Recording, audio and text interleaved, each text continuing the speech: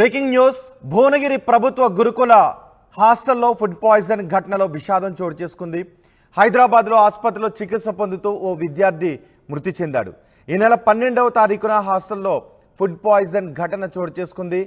బ్రేక్ఫాస్ట్లో భాగంగా పులిహోర తిన్న తర్వాత 24 మంది విద్యార్థులకు అస్వస్థత చేకూరింది.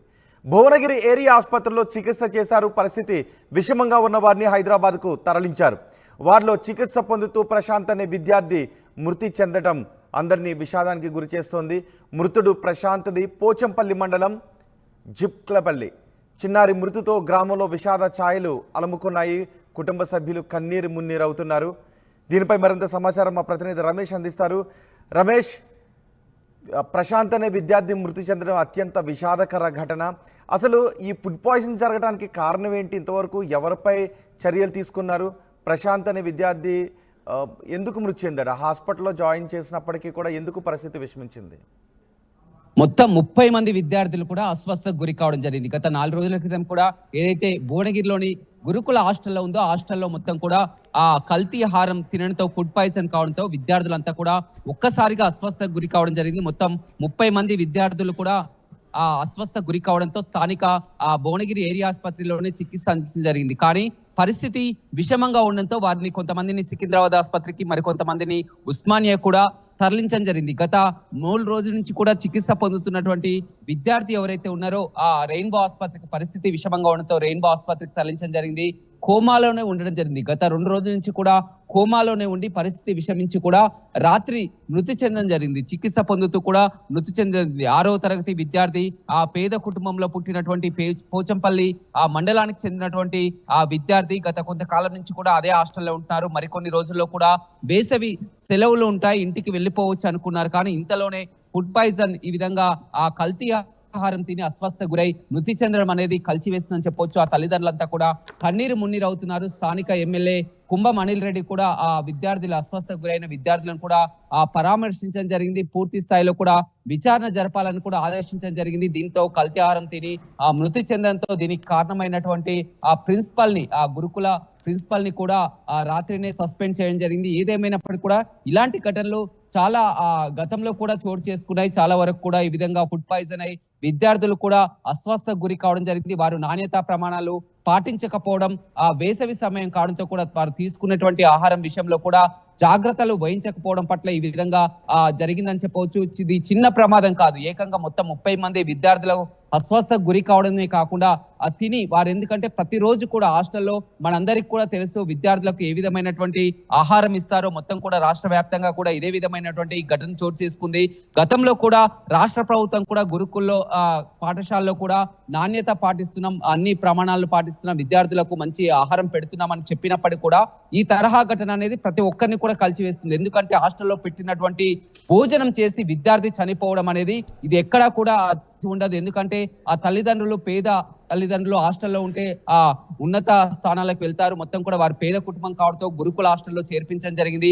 కానీ ఈ విధంగా వారు విద్యార్థుల ప్రాణాలతో చెలగాటం అనేది ప్రతి ఒక్కరికి కూడా దీన్ని పనిష్ చేయాలని కూడా ఆలోచిస్తున్నారు. ఏదొక్కగా సస్పెండ్ చేయడం కాదు, మొత్తం ఇంకా మరొక 2 పరిస్థితి కూడా విషమంగా ఉంది. వారు ఆసుపత్రిలో చికిత్స పొందుతున్నారు. ఘటన జరిగి వారం రోజులు అవుతున్నా కానీ ఆ రాష్ట్ర కానీ ఉన్నతాధికారులు కానీ దీనిపై స్పందించడం లేదు. నామమాత్రంగా ఏదో చికిత్స అందిస్తున్నారు. కానీ ఈ విషయం ఆ వారం రోజుల క్రితం కూడా వెలుగులోకి వచ్చింది. విద్యార్థులంతా కూడా 30 మంది అంటే మనం పరిస్థితి అర్థం చేసుకోవచ్చు. వివిధ ఆసుపత్రుల్లో చికిత్స పొందుతున్నా కానీ ఎవరు పట్టించుకున్నటువంటి పరిస్థితి లేదు. చివరికి విద్యార్థి ప్రాణం బలికొన్నదని చెప్పవచ్చు. ఆసుపత్రిలో చికిత్స పొందుతూ రాత్రి మృతి చెంది తల్లిదండ్రులంతా కూడా కన్నీరు మున్నీరు అవుతున్నారు. విద్యార్థి తల్లిదండ్రులంతా కూడా హాస్టల్ వద్దకు వచ్చి, గురుకుల హాస్టల్ వద్దకు వచ్చి ఆందోళన చేస్తున్నటువంటి పరిస్థితి కూడా కనపడుతుందని చెప్పవచ్చు. Rohit. Right Ramesh, food poisoning ఘటనలో విషాదం చోటు చేసుకుంది. భువనగిరి ప్రభుత్వ గురుకుల హాస్టల్లో ఫుడ్ పాయిజన్ ఘటనలో విషాదం జరిగింది. హైదరాబాద్లోని ఆసుపత్రిలో చికిత్స పొందుతూ ఒక విద్యార్థి మృతి చెందాడు. ఈ నెల 12వ తారీఖున హాస్టల్లో ఫుడ్ పాయిజన్ ఘటన చోటు చేసుకుంది. బ్రేక్ఫాస్ట్లో భాగంగా పులిహోర తిన్న తర్వాత 24 మంది విద్యార్థులకు అస్వస్థత చేకూరింది. భువనగిరి ఏరియా ఆసుపత్రిలో చికిత్స పొందుతూ ఉండటంతో కొంతమంది పరిస్థితి విషమంగా ఉన్న వారిని హైదరాబాద్కు తరలించారు. వారిలో చికిత్స పొందుతూ ప్రశాంత్ అనే విద్యార్థి మృతి చెందాడు. మృతుడు ప్రశాంత్ది పోచంపల్లి మండలం జిబ్లక్పల్లి. చిన్నారి మృతితో ఆ గ్రామంలో విషాద ఛాయలు అలుముకున్నాయి.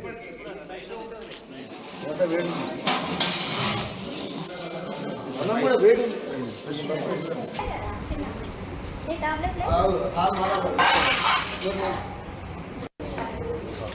రూమ్ ఎప్పుడు వచ్చినావు? రాత్రి వచ్చినా పొద్దుగా? Parents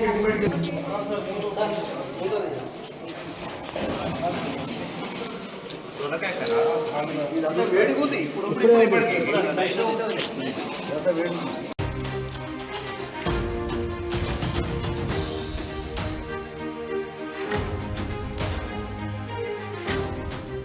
breaking news. భువనగిరి ప్రభుత్వ గురుకుల హాస్టల్లో ఫుడ్ పాయిజన్ ఘటనలో విషాదం చోటు చేసుకుంది. హైదరాబాద్లో ఆసుపత్రిలో చికిత్స పొందుతూ ఓ విద్యార్థి మృతి చెందాడు. ఈ నెల 12వ తారీఖున హాస్టల్లో ఫుడ్ పాయిజన్ ఘటన చోటు చేసుకుంది. బ్రేక్ఫాస్ట్లో భాగంగా పులిహోర తిన్న తర్వాత 24 మంది విద్యార్థులకు అస్వస్థత చేకూరింది. భువనగిరి ఏరియా ఆసుపత్రిలో చికిత్స చేశారు. పరిస్థితి విషమంగా ఉన్న వారిని హైదరాబాద్కు తరలించారు. వారిలో చికిత్స పొందుతూ ప్రశాంత్ అనే విద్యార్థి మృతి చెందడం అందరినీ విషాదానికి గురి చేస్తోంది. మృతుడు ప్రశాంత్ది పోచంపల్లి మండలం జిప్క్లపల్లి. చిన్నారి మృతితో గ్రామంలో విషాద ఛాయలు అలముకున్నాయి. కుటుంబ సభ్యులు కన్నీరు మున్నీరవుతున్నారు. దీనిపై మరింత సమాచారం మా ప్రతినిధి రమేష్ అందిస్తారు.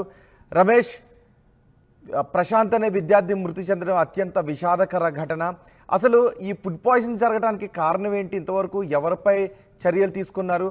ప్రశాంత్ అనే విద్యార్థి ఎందుకు మృతి చెందాడు? హాస్పిటల్లో జాయిన్ చేసినప్పటికీ కూడా ఎందుకు పరిస్థితి విషమించింది? మొత్తం 30 మంది విద్యార్థులు కూడా అస్వస్థకు గురి కావడం జరిగింది. గత 4 రోజుల క్రితం కూడా ఏదైతే భువనగిరిలోని గురుకుల హాస్టల్లో ఉందో హాస్టల్లో మొత్తం కూడా ఆ కల్తీ ఆహారం తినడంతో ఫుడ్ పాయిజన్ కావడంతో విద్యార్థులంతా కూడా ఒక్కసారిగా అస్వస్థకు గురి కావడం జరిగింది. మొత్తం 30 మంది విద్యార్థులు కూడా ఆ అస్వస్థ గురి కావడంతో స్థానిక ఆ భువనగిరి ఏరియా ఆసుపత్రిలోనే చికిత్స అందించడం జరిగింది. కానీ పరిస్థితి విషమంగా ఉండడంతో వారిని కొంతమందిని సికింద్రాబాద్ ఆసుపత్రికి, మరికొంతమందిని ఉస్మానియా కూడా తరలించడం జరిగింది. గత 3 రోజుల నుంచి కూడా చికిత్స పొందుతున్నటువంటి విద్యార్థి ఎవరైతే ఉన్నారో ఆ రెయిన్బో ఆసుపత్రికి పరిస్థితి విషమంగా ఉండడంతో రెయిన్బో ఆసుపత్రికి తరలించడం జరిగింది. కోమాలోనే ఉండడం జరిగింది. గత 2 రోజుల నుంచి కూడా కోమాలోనే ఉండి పరిస్థితి విషమించి కూడా రాత్రి మృతి చెందడం జరిగింది. చికిత్స పొందుతూ కూడా మృతి చెందింది. 6వ తరగతి విద్యార్థి, ఆ పేద కుటుంబంలో పుట్టినటువంటి పోచంపల్లి ఆ మండలానికి చెందినటువంటి ఆ విద్యార్థి గత కొంతకాలం నుంచి కూడా అదే హాస్టల్లో ఉంటున్నారు. మరికొన్ని రోజుల్లో కూడా వేసవి సెలవులు ఉంటాయి, ఇంటికి వెళ్ళిపోవచ్చు అనుకున్నారు. కానీ ఇంతలోనే ఫుడ్ పాయిజన్ ఈ విధంగా ఆ కల్తీ ఆహారం తిని అస్వస్థ గురై మృతి చెందడం అనేది కలిచివేస్తుందని చెప్పొచ్చు. ఆ తల్లిదండ్రులంతా కూడా కన్నీరు మున్నీరు అవుతున్నారు. స్థానిక ఎమ్మెల్యే కుంభం అనిల్ రెడ్డి కూడా ఆ విద్యార్థులు అస్వస్థ గురైన విద్యార్థులను కూడా పరామర్శించడం జరిగింది. పూర్తి స్థాయిలో కూడా విచారణ జరపాలని కూడా ఆదేశించడం జరిగింది. దీంతో కల్తీ ఆహారం తిని ఆ మృతి చెందడంతో దీనికి కారణమైనటువంటి ఆ ప్రిన్సిపల్ ని, ఆ గురుకుల ప్రిన్సిపల్ ని కూడా ఆ రాత్రినే సస్పెండ్ చేయడం జరిగింది. ఏదేమైనప్పటికీ కూడా ఇలాంటి ఘటనలు చాలా గతంలో కూడా చోటు చేసుకున్నాయి. చాలా వరకు కూడా ఈ విధంగా ఫుడ్ పాయిజన్ అయి విద్యార్థులు కూడా అస్వస్థకు గురి కావడం జరిగింది. వారు నాణ్యతా ప్రమాణాలు పాటించకపోవడం, ఆ వేసవి